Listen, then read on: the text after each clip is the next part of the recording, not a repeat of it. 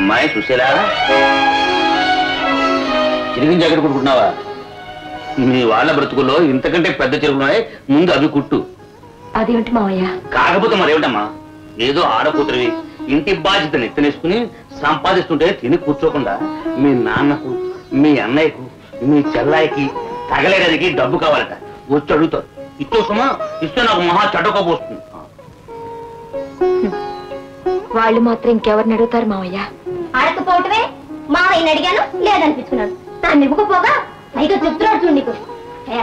ఇవ్వండి, ఏదో వస్తుందిగా, 10 రూపాయలు కావాలి. అలాగే చెల్లాయి చెల్లాయి చెల్లాయి చెల్లాయి చెల్లాయి హర్యానా టికెట్కు ఇదే ఆఖరు రోజు. ఒక్క 10 రూపాయలు, ఒక్క 10 రూపాయలు, ఒక్క 10 రూపాయలు. సరేనన్నయ్య.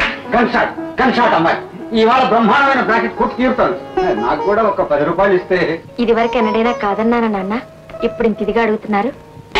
అదిగో శాంతమ్మకి ఏదో పడింది కదా, ఏమిటి ఏం పడేసింది? నీకెందుకమ్మా ఈ శ్రమంతా? అసలే ఒంట్లో బాగాలేదు. అది కాదే, నీకు ఆఫీసుకి వెళ్ళయిందా? ఏదో సాయం చేద్దాం.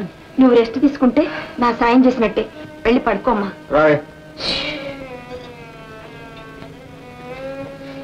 అలా చూస్తూ నిలబడకపోతే వంటలో అక్కయ్య కొంచెం సాయపడకూడదు? పోమా, ఆ పొగలో పనిచేయటువంటి నాకు అసలే పడదు. అంతేలే, ఈ కొంప ఎట్లా కట్టును పడుతుందో ఏమో. అమ్మా, డాక్టర్ రాసిన మందులు కాయతేమో సాయంత్రం జీతం తీసుకుని వచ్చేటప్పుడు కొని తెస్తాను.